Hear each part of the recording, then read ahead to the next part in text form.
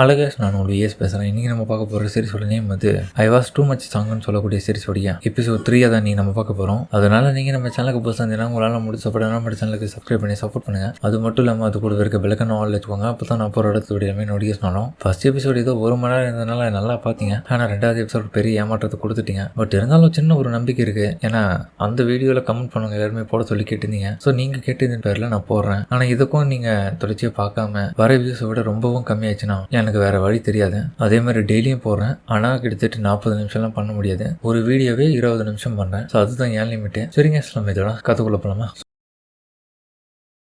இன்னொரு பக்கம் எமிலியா வந்து அந்த இடத்துல அந்த பெரிய ஆக்டோபஸாக இருந்தவனை சாப்பிட்ட பிறகு அந்த இடத்துக்கு பார்த்தா இன்னொரு டீமன் வருவா. அவள் பார்க்க ரொம்ப அழகாக இருப்பான். அவருடைய பவராக இருக்கக்கூடிய அந்த லவ்ன்ற ஒரு விஷயத்தை வச்சு அட்டாக் பண்ணி எப்படியாச்சும் இவளை அடிமையாக்கலாம்னு சொல்லிட்டு ட்ரை பண்ணுவான். பரவாயில்லையே, இவர் ரகடான ஒரு டிராகன் குட்டி பொண்ணுக்குள்ளேயும் ஒரு நல்ல மனசு இருக்கு. அவ்வளோ சீக்கிரத்தில் எனக்கு அடிமை ஆகிட்டேன்னு சொல்லிட்டு இவ கிட்ட வரேன். ஆனால் அடுத்த செகண்டே பார்த்தா தோசையை தட்டுற மாதிரி எல்லாத்தையும் தட்டி விட்டுருவான். அதுக்கப்புறம் பார்த்தா அவளையை தூக்கி அடிச்சிருவா பாருங்க. அவள் ஷாக் ஆகிடுவா. எப்படி இதெல்லாம் சாத்தியம், என்னோட கண்ட்ரோலே வரலன்னு. இன்னொரு பக்கம் பார்த்தா நம்ம எமிலியா வந்து அந்த ஆக்டோபஸ் பைப்பில் சாப்பிட்டது இன்னும் பசி எடுக்குதேப்பா, வயிற்றுல கொஞ்சம் இடம் இருக்குன்னு நினைக்கிறேன். அப்புறம் அந்த வில்லியம்ஸ் சொல்லக்கூடியவன் அடுத்த கட்டமா அவனுடைய ரோபோட் கூட இணைஞ்சு அவன் பக்கம் சண்டை போட, ஆனால் வந்து அவனையும் தூக்கி போட்டு அடிச்சிருவான். ஸோ இன்னும் பெரிய லெவலில் மசிலாக இருந்த அந்த டீமனும் இன்னொரு பக்கம் பார்த்தா இவ கூட அதோடைய ஃபுல் பவரோட வந்து ஃபைட் பண்ண அவங்களும் உட்பட காலி பண்ணிடுவாங்க.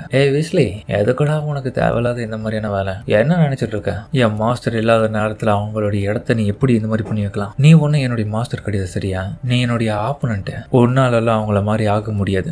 என்ன நினைச்சு இதெல்லாம் பண்ணிட்டு இருக்க? பரவாயில்லையே எம்லியா, டீமன் கிங்கோடைய லெவலே அடைஞ்சிருக்கேன். கங்க்ராச்சுலேஷன். நீ சொல்ற மாதிரி எல்லாம் என்னால இது இடத்துல விட முடியாது. மனிதனா வாழணுன்றது எவ்வளவு பெரிய கஷ்டம்ன்றது உனக்கு தெரியாது. அதுவும் இந்த மாதிரியான காலகட்டத்தில் அதுக்கு ரொம்ப நாளைக்கு வாழ்றதுலாம் பத்தவே பத்தாது. அப்பனா நீ இந்த மாதிரிலாம் பண்ணிட்டா மட்டும் நீ பெரிய தியாகம் பண்றதா நினைப்பா? இது உன்னை நீயே தற்கொலைக்கு பண்றதுக்கு சமம். வேணும்னா இறுதி வரைக்கும் என் கூட சண்டை போட்டுட்டு தோத்துப்போ. வாய்ப்பே இல்லை. நான் வெஸ்லி, லேடி எம்லியா, உங்களுடைய ஆப்பனண்ட்டை நான் இருந்தாலும் என்னை நீங்க குறைச்சி மதிப்பிட்டீங்க. உங்களுக்கான அடுத்த கட்ட சண்டையில நான் புதுசா ஒருத்தரையும் சேர்த்திருக்கேன். ஏன்னா அப்பதானே உங்களால ஜெயிக்க முடியாது. அந்த ஆள் யாருன்றது நீங்களே பாருங்கன்ற மாதிரி சொல்ல அவ பார்த்துட்டு ஷாக் ஆயிடுவா. ஏன்னா எம்லியாவுக்கு அங்க பாகம் வந்து தெரியுது அது நம்ம டீமன் குயின் எலிசபெத் மாதிரியே அவன் உருவாக்கி வச்சிருக்கான். கொஞ்சம் கொஞ்சமா அவங்கள உருவாக்கி இருக்கேன் தெரியல அப்படின்னு அவன் சண்டை போட தயாரா இருக்கான். எம்லியை பொறுத்த பிறகு டீமன் குயின் இருக்கிறால அதனால அவளை அடிக்க முடியாது. ஸோ என்ன பண்ண போறான்னு தெரியல. அப்புறம் நம்ம ஹீரோவை காமிக்க அவன் வயல்வெளியில் வேலை செஞ்சுட்டு இருக்கும் போது நிறைய செடி நடுறது, அப்புறம் பழங்களை அறுவடை பண்றது, இப்படியே ரெகுலரான வேலைகள் போயிட்டே இருக்கு. ஆனா ஆழ்ந்தமான சிந்தனைக்குள்ளேயே இருப்பான். வாங்க, ஐயோ என்ன ஆச்சு வரலையான்ற மாதிரி கேட்க,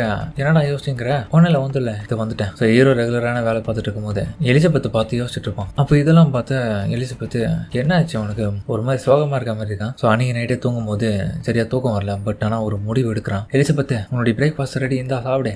நீ காலையிலே ஏஞ்சி இவ்வளோ பரபரப்பா ரெடி பண்ணி கொடுக்குறேன். பத்தது 2-3 நாளாவே ஏதோ ஒன்று மனசுக்குள்ள யோசிச்சுட்டு இருக்கேன். உண்மையா சொல்லு, என்ன யோசிச்சுட்டு இருக்கேன்? இந்த கிங்கு பெரிய லெவலில் எதுக்கும் கோவிச்சிக்க மாட்டான். ரொம்ப வருஷங்களா எலிசபெத் நீ ஏன் கூடியதான் இருக்கேன், அது உனக்கே நல்லா தெரியும். ஆனால் நான் உனக்கு எந்த ஒரு வகையிலையும் பிரச்சனையா இருந்ததே இல்லை. நானும் பிரச்சனையே கொடுத்ததில்லை ஃபர்ஸ்ட் உனக்கு. இருந்தாலும் நீ ஒரு டீமன், நான் ஒரு ஹீரோ. கோயின்சிடெல்லாம் இப்போ ஒன்றா இருக்கும். ஆனால் நம்ம 2 பேரும் இதே இடத்துல இருக்கிறது நிலைமை இன்னும் மோசமாக தான் ஆக்கும். இங்கே பாரு எலிசபெத், நீ இங்கே இல்லாத சமயத்தில் நான் உன்னை ஃபீல் பண்ணி மிஸ் பண்ண வந்தான். ஆனால் உடனடியாக நீ இந்த இடத்த விட்டு கிளம்பணும்.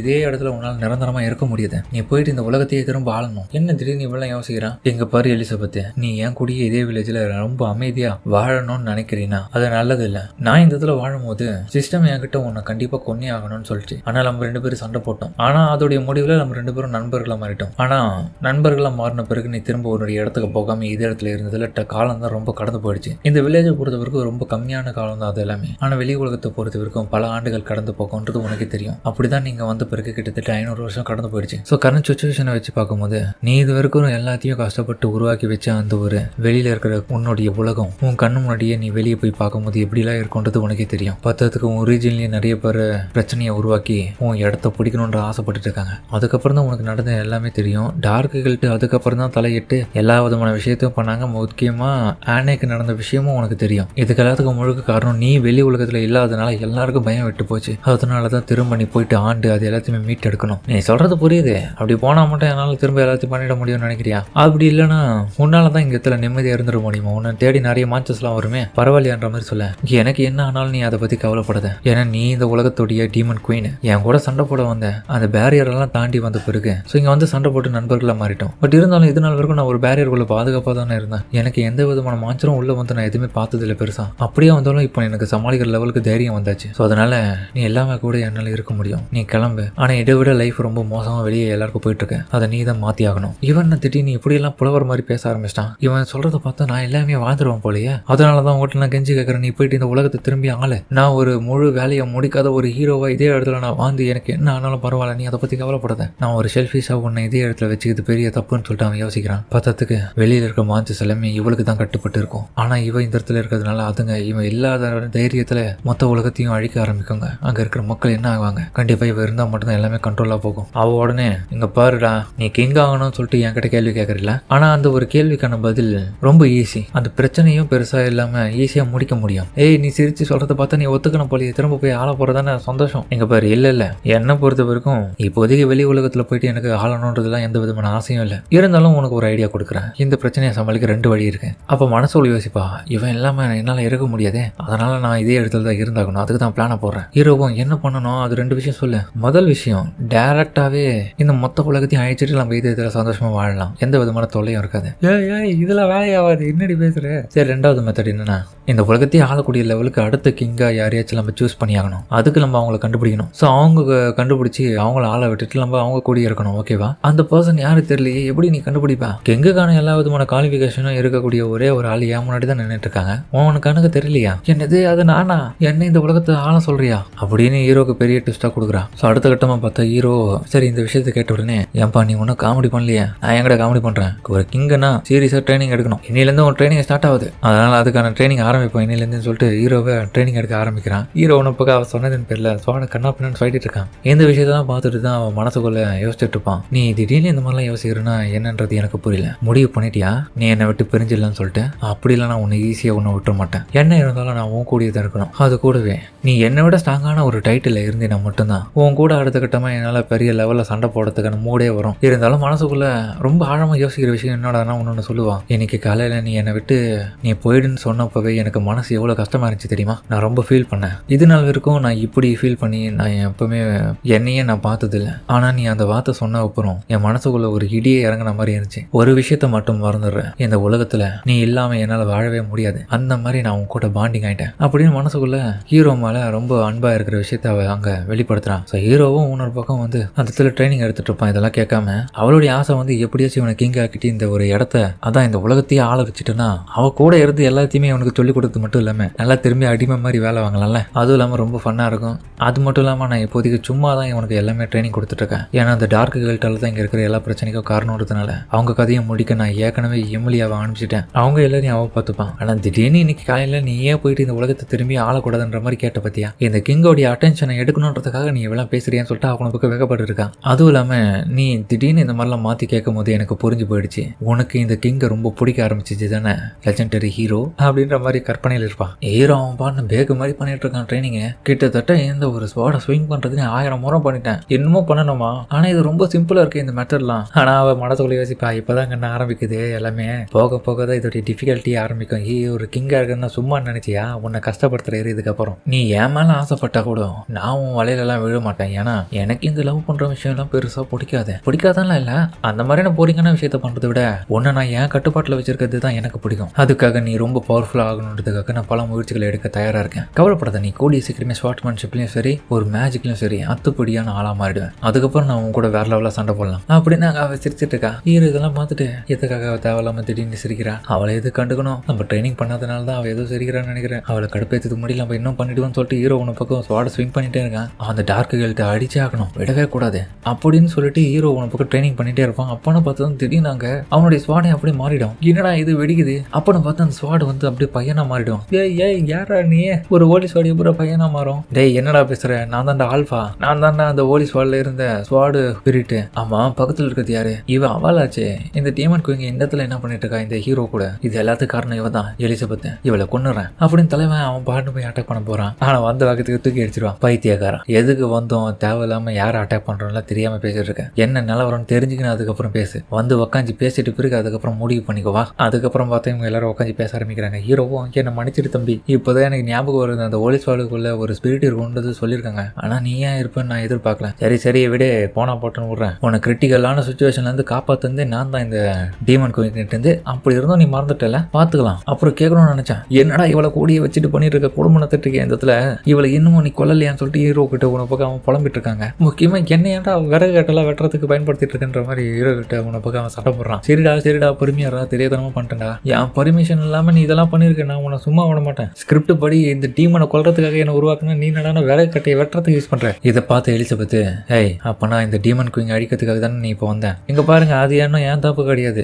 இங்க ஒரு சிஸ்டம் இருக்கு, அந்த சிஸ்டம் தான் உங்களை அந்த மாதிரி அழிக்கிறதுக்காக என்ன உருவாக்குது. அந்த செட்டிங்கை பொறுத்த வரைக்கும் அது செட் பண்ணதுன்னு படி தான் நான் நடந்துக்க முடியும். ஆனா இப்போது நிலைமையில பார்த்தா அது உங்களுக்கு அகேன்ஸ்டா இல்ல, உங்களுக்கு ஆதரவா தான் இருக்க மாதிரி தெரியுது. ஏதோ ஒரு பக்குனால தான் நான் வந்து உங்களை அடிச்சிருக்கேன். லேடி எலிசபெத், நீங்க கவலைப்படாதீங்க, இதுக்கப்புறம் நான் உங்களுடைய வேலைக்காரனா இருக்கேன். என்ன திடீர்னு இப்படி சொல்லி மாறிட்டான் அப்படின்ற மாதிரி ஹீரோவே ஷாக் ஆவான். எங்க பாரு, அதெல்லாம் மறந்துடு. எனக்கு இதுக்கப்புறம் நீ அடிமையா இருக்கணும்னு அவசியம் இல்லை. ஏன்னா இதுக்கப்புறம் இந்த உலகத்தோடைய கிங்கா இருக்க போற ஆள் வந்து நம்ம லீப்பிங் தான். ஸோ அவனுக்கு தான் நீ உதவி பண்ணணும். இந்த உலகத்தை ஆள போறானா, என்ன இங்க நடக்குதுன்னு சொல்லிட்டு அவனுக்கு ஒன்றும் புரியல. ஹீரோ இந்த உலகத்தை காப்பாற்ற அது ஒரு பெரிய கதை, அது அப்புறமா சொல்றேன். நான் கிங்காக போறேன், அதனால உதவி மட்டும் பண்ணு. ஸோ அதுக்கு தான் இப்போ ட்ரெயின் பண்ணிக்கிட்டியா?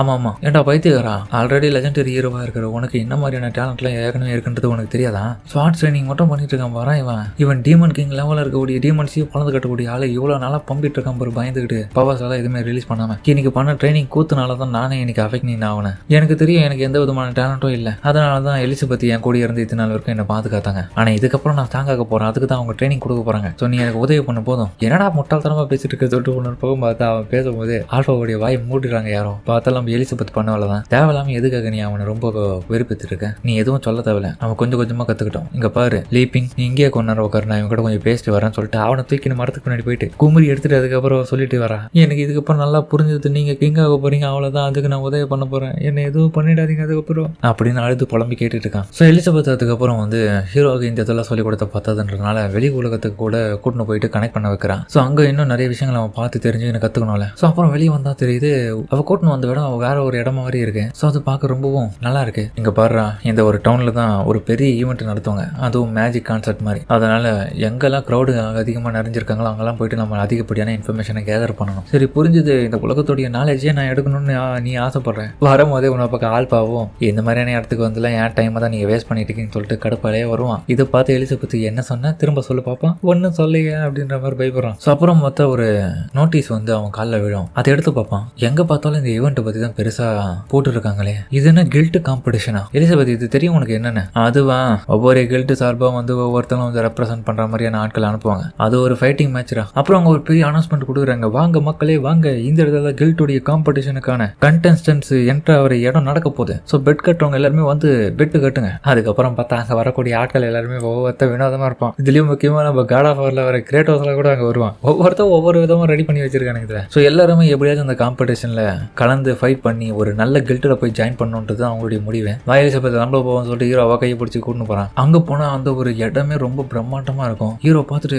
எப்படியே எங்கப்பா என்ன இது இவ்வளவு பெரிய அரேனாவா இருக்கு. ஸோ அங்க ஒரு வயல் காவலான் மாதிரி ஒத்துக்கிறான். அவன் வந்து எங்க பாருங்க உள்ள போறதுக்கான டிக்கெட் உங்ககிட்ட இல்லைன்னா நீங்க எல்லாம் உள்ள போக முடியாது, உங்ககிட்ட டிக்கெட் இருக்குன்னா காமிங்க. இன்னொரு பக்கம் பார்த்தா ஹீரோவும் எலிசபெத் கவலைப்பட, இந்த மாதிரி நான் பாத்துக்கிறேன். என்ன கேட்டா, எங்க பாரு நான் நோட்டீஸ்ல பார்த்த வரைக்கும் டிக்கெட் வாங்காதவங்களுக்கு ஒரு 10 கோல்டு காயின் கொடுத்து கூட போலான்ற மாதிரி போட்டுச்சு. இந்த 10 கோல்டு காயின் கொடுக்குறேன், டிக்கெட்டை கொடு. என்ன பேசிட்டு இருக்க? அதெல்லாம் வந்து நீ முன்னாடியே வாங்கியிருக்கணும், இப்போ திடீர்னு வந்து கேட்கறதுனால இப்பெல்லாம் அதே ரேட்டு கொடுக்க முடியாது, அதனால நீ 200 கோல்டு காயின் கூட அப்ப நான் கொடுக்குறேன் இந்த டிக்கெட்ன்ற மாதிரி அது பேரம் பேச. ஹீரோ இதை பார்த்துட்டு என்னடா இப்படி சூழ்ச்சி பண்றீங்க, இந்த மாதிரியான உலகத்துல கூட இப்படி எல்லாம் இருப்பீங்க, ஏன் நார்மலான மனுஷங்க உலகத்துல தான் அப்படி இருப்பானுங்க, பார்த்தா பிளாக்ல டிக்கெட் விற்கிறதுல ஓவரா வைப்பானுங்க, நீங்க வந்து இப்படி விற்கிறீங்களா? அதுக்கப்புறம் எலிசபெத் சின்ன ஒரு ட்ரிக்கை தான் பயன்படுத்துவான். அடுத்த செகண்டே அவன் மயங்கிட்டு, அட கடவுளை என்ன மன்னிச்சிடுங்க, நீங்க விஐபி இல்ல ரூம்ல போயிட்டு இருக்க வேண்டிய விஐபிஸ், நீங்க தெரியாதமா உங்ககிட்ட டிக்கெட் கேட்டதுக்கு மன்னிச்சிருங்க, என்னாச்சு உனக்கு திடீர்னு எப்படிலாம் பண்ணிட்டு இருக்கான்னு சொல்லிட்டு ஹீரோவே வாயப்பழப்பான். அப்புறம் நம்ம ஹீரோவும் எலிசபெத்தும் உள்ள போக அந்த இடமே பார்க்க ரொம்ப லக்ஸுரியா எல்லா வசதிகளோட இருக்கும். இதுக்கிடையில தான் பார்த்தா நிறைய முக்கியமான ஆளுங்க அந்த அரேனால உட்காந்துட்டு இருப்பாங்க. ஸோ அவங்கள யாருன்றத பெருசா காமிக்கல.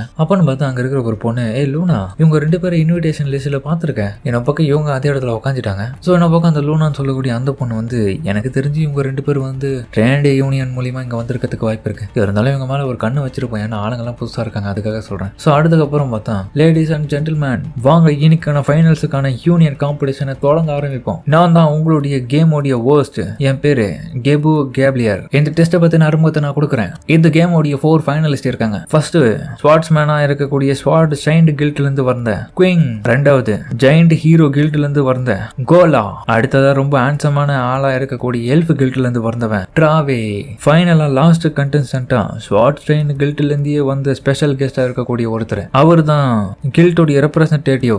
எல்ஃப் கில்ட் காம்படிஷன்ல வெற்றி பெற்ற ஒரே ஒரு ஆள் அப்படின்னு அவங்க 4 பேருக்கு இடையில அந்த இடத்துல ஒரு சண்டையை ஆரம்பிக்கிறாங்க. ஸோ அதுக்கப்புறம் அங்கே கலந்துக்கூடிய ஒவ்வொரு ஆப்போனண்ட்டுமே வந்து ஒவ்வொரு கிஸ் போடுறாங்க, யார் இதில் கடைசி வரைக்கும் நீடிச்சிருப்பாங்கன்றதுனால. ஸோ இப்பயே மைண்ட் கேம் வேலையை பார்க்க ஆரம்பிச்சிட்டாங்க. ஸோ அடுத்த கட்டமாக அந்த சண்டையை ஸ்டார்ட் பண்ணுற ஆளே வந்து கோலா தான். அவனுடைய அந்த புல்லுன்னு சொல்லக்கூடிய பவரை பயன்படுத்துமா. ஸோ எல்லாரும் நாலா போக தெரிச்சு போடுவானுங்க. ராவே தன்னுடைய வில்லை பயன்படுத்தி ஸ்வாட் ஷைனாக இருக்கக்கூடிய குயினை வந்து அட்டாக் பண்ணுவான். ஸோ அதே அட்டாக் போக்கும் அந்த கில்ட் கார்டுன்னு சொல்லக்கூடிய உனக்கும் போக அந்த அம்ப உணர் பக்கம் நம்ம கோலா பிடிச்சிருவோம். இந்த சில்லியான அட்டாக்லாம் பண்ணிட்டு இருக்காது, நேருக்கு நேரு வந்து போது உன்னதான் நான் ஃபர்ஸ்ட் கொல்ல வேண்டிய ஆளா இருக்குன்ற மாதிரி சொல்லிட்டே இருக்கும்போது அந்த அம்ப உடச்சி போட்ட அடுத்த செகண்டே பார்த்தா அங்கே ஒரு செடி முளைக்கும். அந்த செடி வந்து அசால்ட்டா அவனை பிடிச்சி வைக்கும். ஏமாத்திட்ட பாத்தியா, இதுவும் என்னுடைய வலையில ஒண்ணுதான், இந்த சாதாரண மரத்தோடைய வேர்கள்லாம் என்ன ஒன்றும் பண்ணாதுடா அப்படின்னு கோலா அதை உடைக்க ட்ரை பண்றான். ஆனா என்னதான் உடைச்சி வெளியே வரலாம் ட்ரை பண்ணாலும் அவனால முடியல. ஏன்னா அதுல இருந்து லீக் ஆகக்கூடிய சில திரவங்கள்னால அவனால வெளியே வர முடியாம தடுக்குது. அது என்னடா இங்க நடந்துட்டு இருக்கு, என்னடா பண்ண, அது பேர் தான் பபிள் கம். அந்த ஒரு ட்ரீலேயே அது சுரக்கக்கூடிய ஒரு திரவம். அதை நீ எவ்வளவுக்கு அடிக்கிறியோ அவ்வளவு அது சுரந்துக்குன்னு வெளியே வந்து ஒன்னு அப்படியே கெட்டியமா பிடிச்சிக்கும். இதுகிட்ட உன் மசில் எல்லாமே வேலை செய்யாதுன்ற மாதிரி அவன் சொல்ல,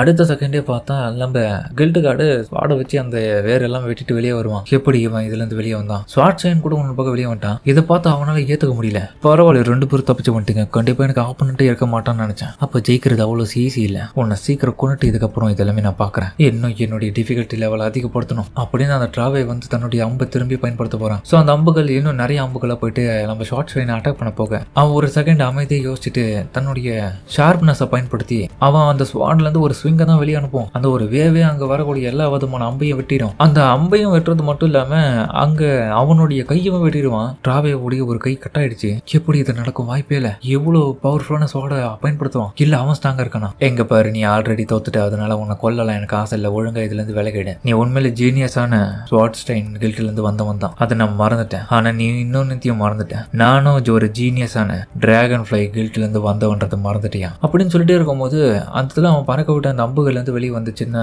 மேஜிக்கல் பட்டர்ஃபிளைஸ் எல்லாமே இப்போ ஒன்னா சேர்ந்து பட்டுன்னு அவங்க கிட்ட வந்த உடனே வெடிச்சு சாதனம் மொத்தமா. அவன் இதை பார்த்துட்டு ஷாக்காக, என்ன அவ்வளவு சீக்கிரத்துல குறைச்சி மதிப்பிட்டு தப்புடா, பாவல் அவன் ஷார்ட் ஸ்வைன் அவனுடைய ஸ்வாடை வந்து இழந்துட்டான், அது தூரமா போயிடுச்சு, இவன் தன்னால முடிஞ்சளவுக்கு தான் தைய வச்சு தடுத்துட்டு இருக்கான். அடுத்த கட்டமா அவன் உடனே இன்னொரு பவரையும் பயன்படுத்துவான், மேஜிக்கல் லில்லின்னு சொல்லிட்டு. ஸோ அந்த ஒரு லில்லியை வந்துட்டு உடனே அவனுடைய கையில இருக்கிற எல்லா விதமான ரத்தத்தையும் ஸ்டாப் பண்ணிட்டு அவனுடைய கையவே திரும்ப உருவாக்கி கொடுத்துட்டு, கையை உருவாகுதோ இல்லையா அதுவே கையா மாறி அங்க கொஞ்சம் கொஞ்சமா ரீஜென்ரேட் ஆகிட்டு எந்த பிரச்சனையும் இல்லாம ஆயிடுது அவனுக்கு. எல்ஸ் எவ்வளவு மோஸ்ட் பவர்ஃபுல்லான ஆளுங்கன்றதை நீங்க தெரியாம என்கிட்ட வந்து மோதிட்டு இருக்கீங்க அப்படின்னு அவன் பார்த்துட்டு இருக்கும்போது தான் இந்த ஒரு டைமை பயன்படுத்தி நம்ம கோலா வந்து நச்சுன்னு ஒன்று கொடுப்போம் பாருங்க தலையிலே வந்து. என்னடா சொன்ன, நீ ஒரு ஜீனியஸா, தோத்த பாத்தியா இப்போ ஈஸியா என்கிட்ட, உன்னை நான் தாண்டா ஃபர்ஸ்ட் கொல்லுவேன்னு சொன்னல, அதே மாதிரி நடந்துச்சு பாரு. பார்த்தா அவன் அடிக்க அவன் மொத்தமா நசுங்கி தரையோட தரையாயிட்டான். அடுத்தது எவன்டா வாங்கடான்ற மாதிரி கோலா அங்க வெறியா நினைக்கிறான். எங்க நடக்கிற சண்டையெல்லாம் பார்த்துட்டு இன்னொரு பக்கம் ஆடியன்ஸ் எல்லாரும் கத்துறாங்க, கூச்சல் போடுறாங்க, சூப்பரா போடுறாங்கன்னு. கேம் வாஸ் பண்றப்பறம் இங்க பாருங்க நம்மளுடைய கோலா ஒரு வழியா அந்த ஹேண்ட்ஸமான ரொம்பவும் டிஃபிகல்ட்டியா இருந்த அந்த ஒரு எல்ஃப் டிராவேவை தோக்கடிச்சிட்டாரு. இப்ப அவரை அட்டக்க போறது யாரு, அவர் தான் இப்ப லீடிங்ல இருக்காரு. ஸோ ஸ்வாட் ஸ்வைன் அவனுடைய ஸ்வாடை அவங்ககிட்ட வர வச்சுக்கேன். இந்த எக்ஸ்ப்ளோஷனுக்கு எதிராக இருந்த என்னுடைய ஸ்வாடு வந்து என்கிட்ட நிக்கல. அடுத்த கட்டமா இவ்வளவு பெரிய மசில்ஸோட நின்றுட்டு இருக்கிற இவனை எதிர்க்கணும்னா நான் இன்னும் வேகமாகவும் ரொம்ப ஷார்ப்போட அவனை அட்டாக் பண்ணா மட்டும்தான் கண்டிப்பா அவனை என்னால தோக்கடிக்க முடியும் அப்படின்னு ஸ்வாட் ஸ்வைன் பார்த்துட்டு இருக்க. கோலா இவன் அட்டாக் பண்ணதான் இப்ப வந்துட்டு இருக்கான், ஒன்னு அழிக்காம விட மாட்டேன், ரெடியா இருந்துக்கோ. அப்புறம் அவங்க வந்து பறந்து வந்து ஒரு அடி கொடுக்க, பட் இருந்தாலும் தலைவாங்கல இருந்து ஜம்ப் பண்ணி வானத்திலேயே ஏர்ல இருந்து பறந்து அட்டாக் பண்ணுவான். அவன் என்னதான் பெரிய அட்டாக் உடம்புல கொடுத்தாலும் அவனுடைய உடம்பு ஃபுல்லாவே பெரிய பெரிய மசில்ஸா இருக்கிறதுனால அங்க ஸ்வாடால உள்ள நுழைஞ்சு போக முடியல. அவனுக்கு ஏற்பட்ட ஸ்கிராச்சஸ் கூட அது சீக்கிரமா மறைஞ்சிருது. எனக்கு வலியும் இருக்காது, அடியும் போடாதுடா. இதை புரிஞ்சுக்கிறான். அப்ப நான் இதெல்லாம் பத்தாதுன்னு ஸ்வாட் ஸ்வைன் அடுத்த கட்டமா நின்றுட்டு இருக்கும் போது அவன் உடனே வந்து பெரிய அட்டாக்க கொடுப்பான் கோலாவும். அதுல இருந்து ஸ்வாடை வச்சு தடுத்தவன் அங்கிருந்து ஜம்ப் பண்ணி வந்து பார்த்தா தான் தெரியுது அவன் ஸ்வாடையே அவன் வளைச்சிட்டு இருக்கான். அதுக்கப்புறம் அதை பயன்படுத்தி யூஸ்ஃபுல்னு சொல்லிட்டு அவன் கீழே போட்டுருவான். திரும்ப இன்னொரு 90% உடைய மசில் அட்டாக் பண்றதுக்காக அவன் கிட்ட வரேன். ஸோ அவன் அடுத்த கட்டமா பண்ணக்கூடிய அட்டாக்ல இருந்து ஜம்ப் பண்ண திரும்பியும் அதே இடத்துக்கு போயிட்டு கோலாவும் அட்டாக் பண்ணுவான். இந்த ஒரு சண்டை ரொம்ப இன்டென்ஸா சூப்பரா இருக்கும். ஹீரோலாம் பார்த்துட்டு அடேங்கப்பா இப்படி எல்லாம் சண்டை பார்க்க நான் கொஞ்சம் கூட எதிர்பார்க்கல. எலிசபெத் இதோடைய முடிவுல யார் ஜெயிப்பான்னு நீ நினைக்கிறேன்? அவன பக்கத்தெல்லாம் பார்த்துட்டு எதுவுமே சொல்லாம இருக்கேன். ஆனா அந்த இடத்துல இவங்களை கண்காணிச்சிட்டு இருந்த அந்த பொண்ணு வந்து பாவ ஸ்வாட் ஸ்வைனுடைய ஸ்வாடே உடஞ்சிருச்சு. அப்பனா அவன் பஞ்சு எந்த அளவுக்கு பவர்ஃபுல்லா இருக்கணும்ன்றது தெரியுது. லோனா அவனோட பக்கம் சிஸ்டர் அப்போ போலீஸோட கில்ட்டில் இருக்கவங்க திரும்பியும் தோக்கத்தில் நம்மளால ஒத்துக்க முடியாதுல, அவங்களை திரும்பியும் ஸ்டாப் பண்ணலாமா, நினைச்சது உண்மைதான். அந்த ஜெயிண்ட் கெல்ட்டை சேர்ந்தவனுக்கு ரொம்ப பவர்ஃபுல்லா தான் இருக்கானுங்க. ஆனா இதெல்லாம் எப்படி நடக்கிறதுக்கு வாய்ப்பு இருக்கு? எனக்கு தெரிஞ்சு இதுக்கெல்லாம் பின்னாடி அந்த டார்க் கெல்ட்ன்றவனுங்க இது கூட கலந்து இருக்கிறதுக்கும் வாய்ப்பு இருக்கு அப்படின்னு அவ அந்த சொல்றதோட இந்த இடத்துலயே இந்த எபிசோட முடிக்கிறாங்க. பெரிய ட்விஸ்டால இருக்கு. டார்க் கெல்ட்டை சேர்ந்தவனுங்க இந்த இடத்துலயும் இருக்கானுங்க. ஸோ அடுத்த கட்டமா என்ன நடக்க போகுதுன்னு தெரியல. இந்த காம்படிஷன்ல யார் ஜெயிக்க போறோம்னு தெரியல. ஸோ பிரச்சனை பெருசாக போதுனாலும் தெரியல. இல்ல வேற நம்ம ஹீரோவும் எலிசபெத்தும் வந்து இந்த இடத்துல பார்த்துட்டு இருக்கிறதுனால அடுத்த கட்டம் என்னென்ன பிரச்சனைகள் புதுசாக வரப்போகுதுன்னு தெரியல. ஸோ எல்லாமே ஒரு புதிராக தான் போகுது அடுத்த எபிசோடு எல்லாமே. எதனால தொடர்ச்சியாக பார்க்கணும்னு நினைக்கிறவங்க சேனலை மறக்காம சப்ஸ்கிரைப் பண்ணி வச்சுக்கோங்க. முக்கியமாக இந்த வீடியோக்கு ஒரு லைக் போட்டுருங்க. நீங்க தொடர்ச்சியாக சப்போர்ட் கொடுங்க. நான் கண்டினியூவாக போட்டுட்டே இருக்கேன். பட் ஆனால் ஒரு கட்டத்தில் நீங்களும் விட்டுட்டீங்கன்னா நானும் விட்டுறதுக்கு தயாராக தான் இருக்கேன். சரிங்க, இதோட இந்த வீடியோ முடிச்சுமா.